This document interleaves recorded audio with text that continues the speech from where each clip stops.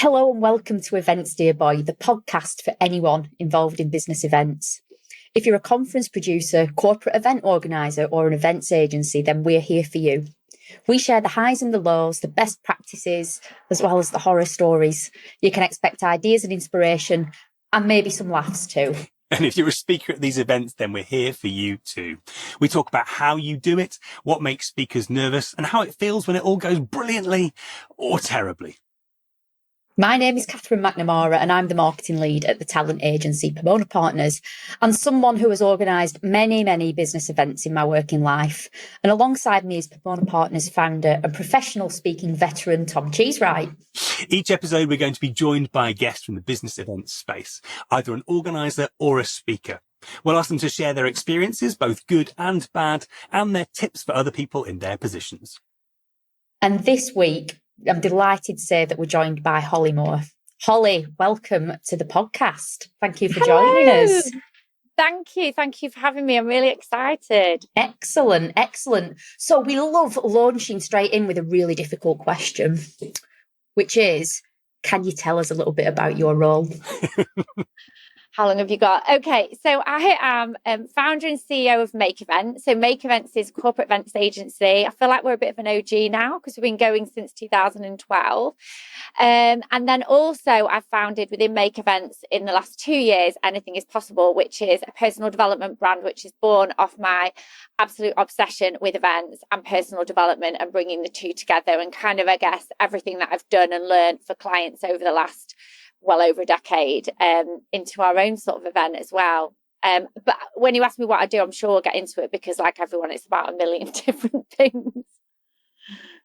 So what sort of events do you put together? Can you give us a flavour of what that looks like? Yeah. So we are primarily in the employee engagement space in terms of events. And really that's because my role before setting up Make Events was I was head of events for AstraZeneca pharmaceutical, but not all the highbrow like pharma events. It was all the employee engagement. So AZ really were quite groundbreaking in that they saw an event strategy for their team to recruit, train and motivate. And so I headed that up and I just really fell in love with the idea of communication through events. And I think I've always got this phrase that nothing cuts through the noise like a live event. And so we absolutely love working with brands to deliver strategy, to engage their teams. That's probably 75% of what we do. And then the other 25%, because as you know, as you build relationships, you get asked to do other things. So we do some more B2C events. So marketing, supplier conferences, activations. And I think like our dream client is one that we do their, nice big employee engagement events, but they use us for other things through the year.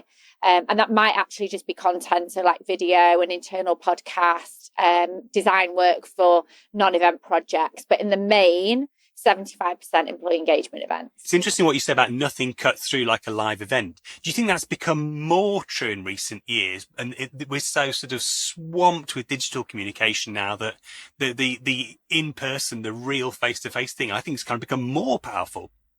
Yeah, I guess. I mean, I've always loved it. So it had that dip and we all thought that we wouldn't go back to it. I think how we present live events has changed now. We're going to be much more choppy with the content, gone are kind of the 60-minute keynotes. I think we have to be a lot more mindful of like the breaks, areas for quietness. But that's exciting because if you've done events for years, we're in a space now where there's a lot more opportunity to diversify. But I mean, I don't know about you, but there's something about sat in an event with a notepad, taking my notes, not being distracted. And I feel like I have my best.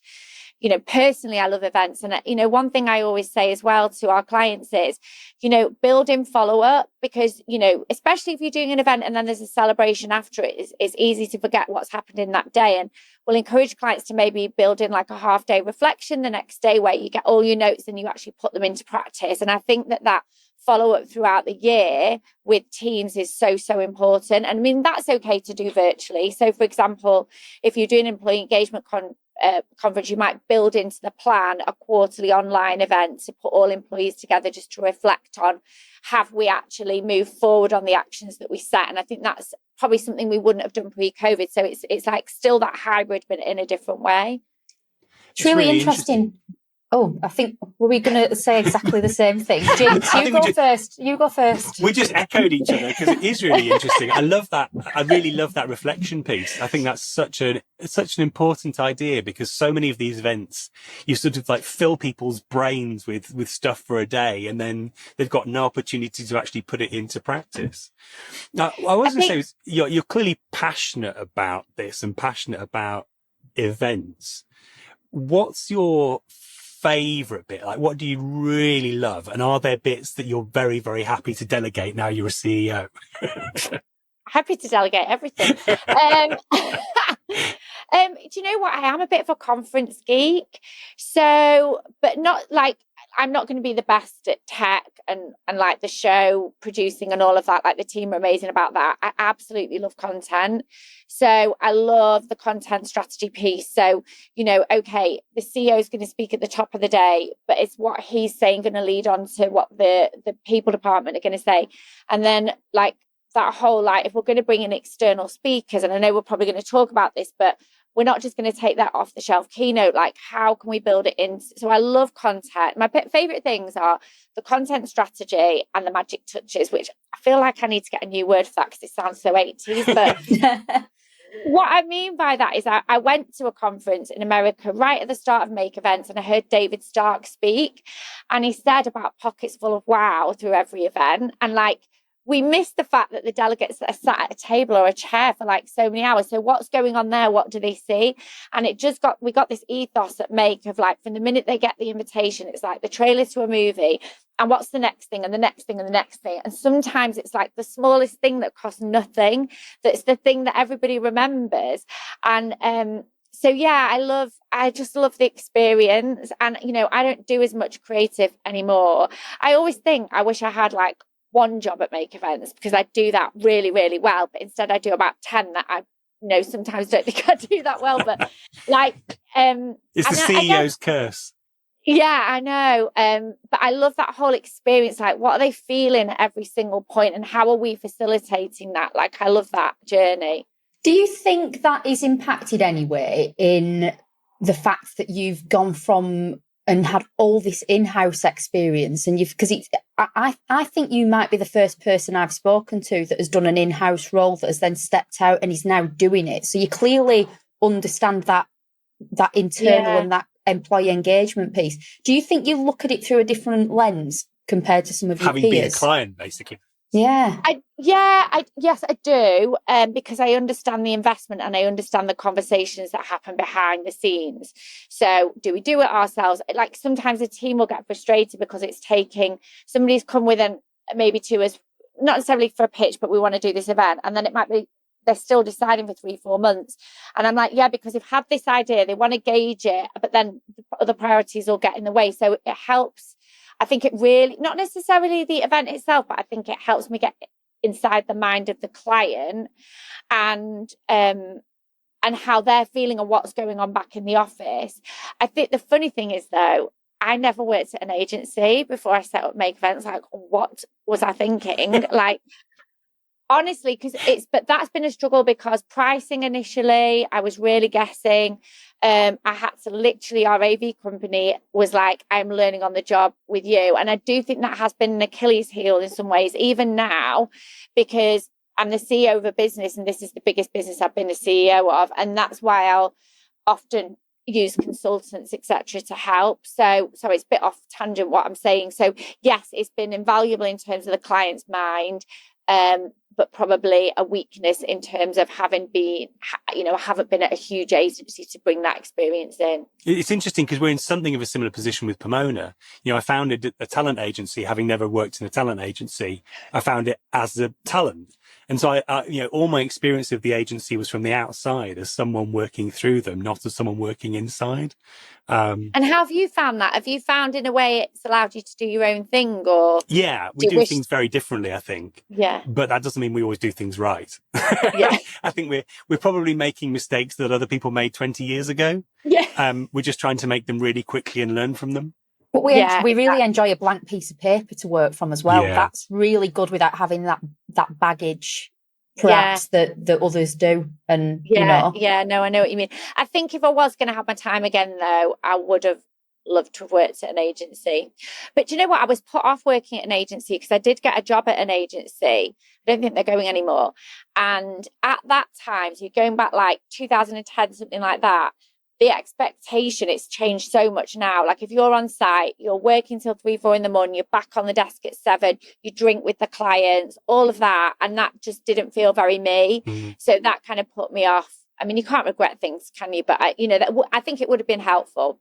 Yeah, I do think there's been a cultural shift in terms of expectations across lots of parallel industries as well. I worked in PR early in my career, and ended up with shingles trying to pull off a timeline like that, pull off a working schedule like that, and not easy.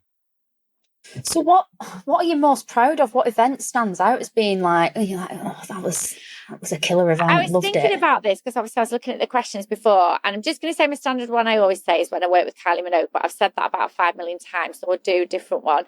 So there is an amazing tech client that we work with, and I love this story because I had been with the CEO founder on like a business thing for 42 under 42 recognition right at the start of my career. And we laugh now because, when I had more time in the beginning, I followed up everybody that I met on the night, and I'd sent this guy a couple of messages like, great to meet you on LinkedIn. Never messaged me back.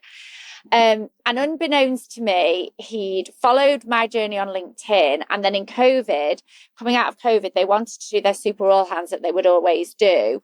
And contacted us straight away. Did contact a few other agencies, but contacted us straight away. And I was like, oh, where did you hear about us? And the girl was like, oh, my CEO knows you off LinkedIn. I was like, oh, right, okay. And we thought it was a small event, a small conference, but we, treated it as we would with any event, and it turned out to be one of our hugest events that we're going into year 4 at the moment. And it was just I thought, gosh, that is testament to just showing up on LinkedIn every day, not being embarrassed that you've got blanked on a few messages, and, just always like, you never know who's watching kind of thing. And it was like 7 years later, he contacted me, and I laugh now and go, do you remember these messages that you blanked me with? So I'm really proud of that because that's actually our biggest event of the year. And then also Anything is Possible, which is my own event, because that's just, imagine you're given a brief and you can do everything you want. Like that's what that event is basically. That's super cool. And very, having also, we talked about this earlier, having also made the plunge into running my own event once and never done it again. I'm very impressed that you're continuing to do it. By the way, you're going to get a LinkedIn request, I suspect, from our head of development, Monica, who is a massive Kylie Minogue fan now. So, I'll tell her the story. I've got signed scrapbooks from when I was 11 and everything. Like, oh, really? So we're going back. We're going back a while on the Kylie fandom then. Yeah. Well, actually, this is actually what. So this gives you a little bit of insight into Anything Is Possible, a tiny bit. So I was obsessed with Kylie and Jason when I was little. I mean, like obsessed. I set up a business selling fanzine stuff and everything, like age 12. And I was obsessed. And I wrote down in countless diaries, like, I will meet Kylie Minogue. I obviously never thinking I would, because even at that point, she lived in Australia. And then I have a few clients I do some private events for, like milestone birthdays, all that kind of thing. And this particular client was like, what celeb should we have at the next event then? And I was like, we could have Kylie. And he went, like, totally selfish. And he was like, oh, Holly, do you think people would like her? I was like, yes. And so we booked her. And honestly, like, she was amazing. And I got to know her team and everything on the run up. And so Sean, her show manager at the time, was like, bring your scrapbooks along. And she signed everything. Oh, and I was backstage with her, got her on stage. It was like, wow.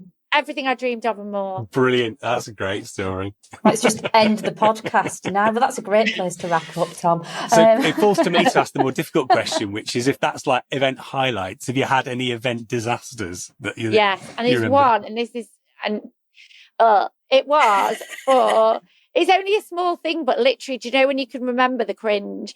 It was right in the beginning, and we got a call. It was AO at the time.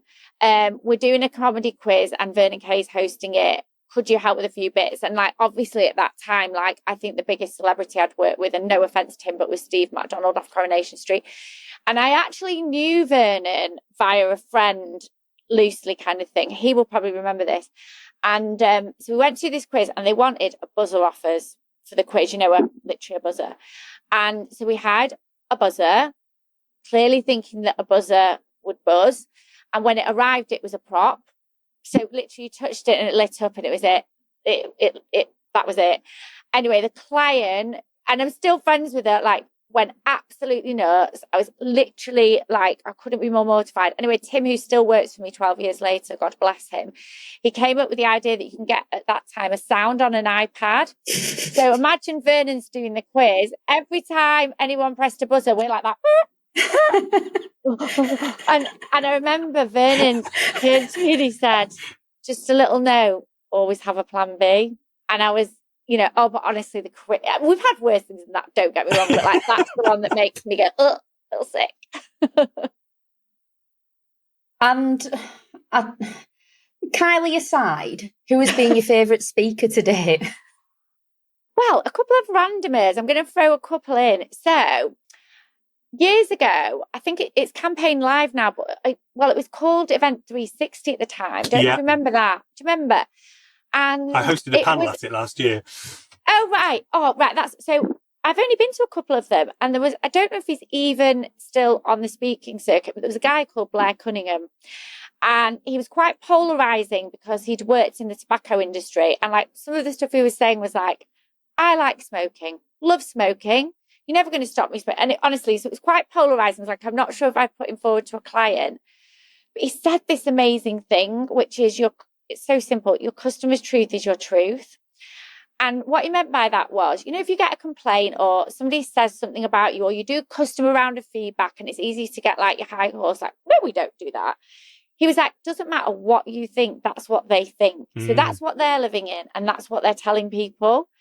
And it really resonated with me. And I've used it in two things. When we've had an issue with a client where the client thinks X, Y, Z and the team don't think X, Y, Z, I'm like, doesn't really matter what you think right now, that's what they think. But also in friendships.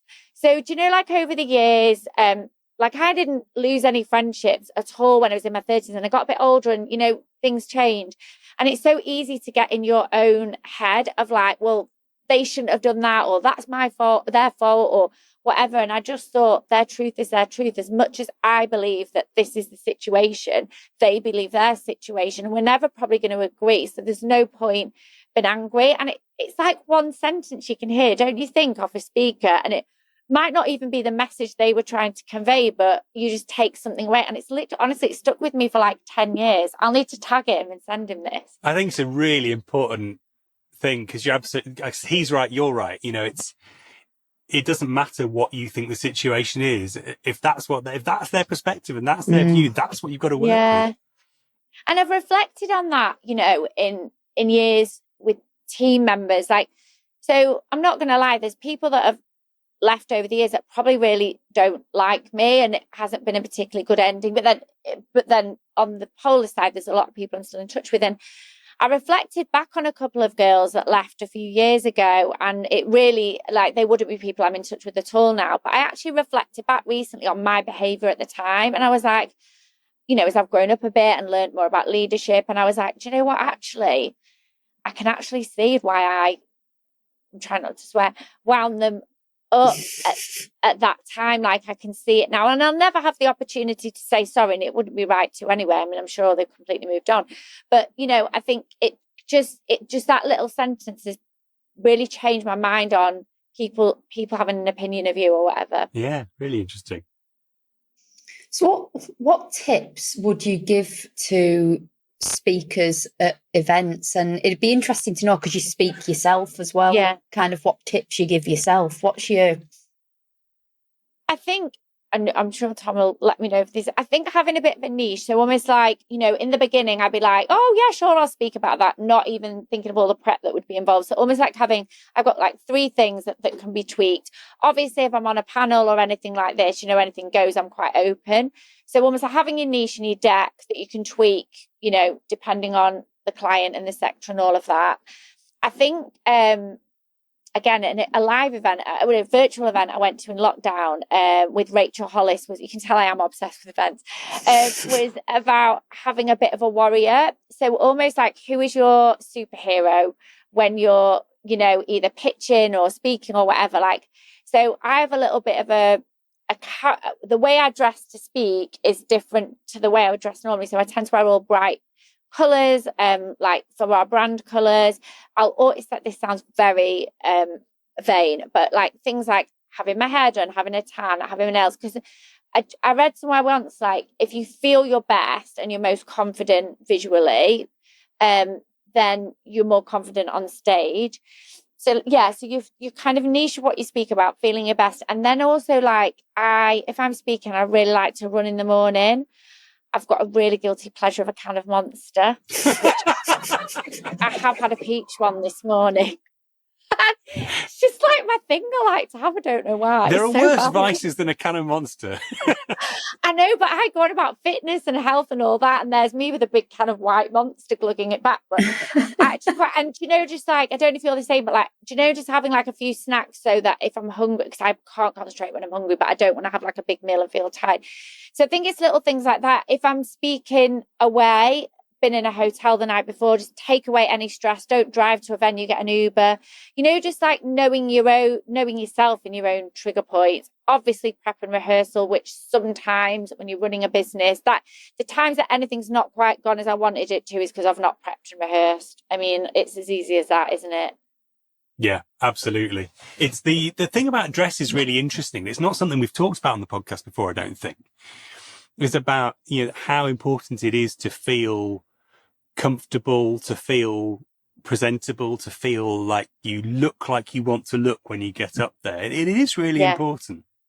Oh, is it? Well, there's a funny thing, because this is very granular, but I always have this like fear of like you'll trip over on stage if you're in a heel. So that's how I convinced my boyfriend. Oh, he's actually my fiance now, isn't he? Congratulations again.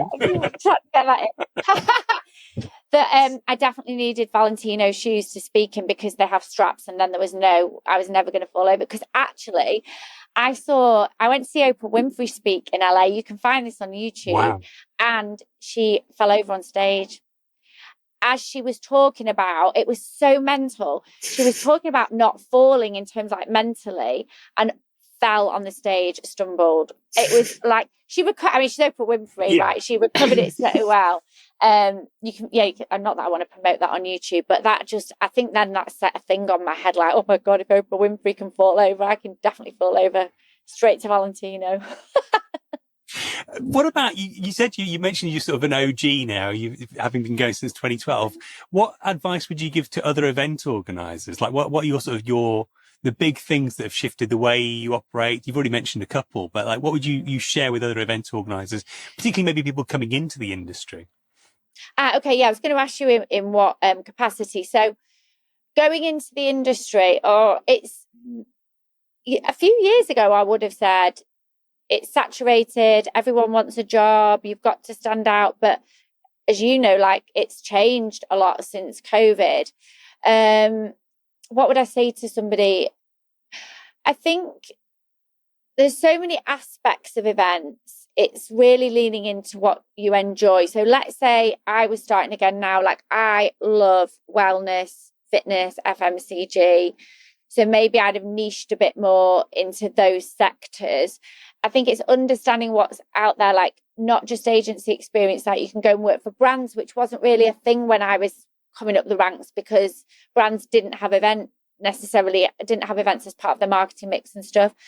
I think if you can do what I did in this sense, okay, I hadn't been in an agency, but I had done like a private party agency, like a couple of people, but I'd done client side, I'd worked at a venue, I'd done wedding planning, like, so although I missed like the big agency piece out, there was a lot that I'd done.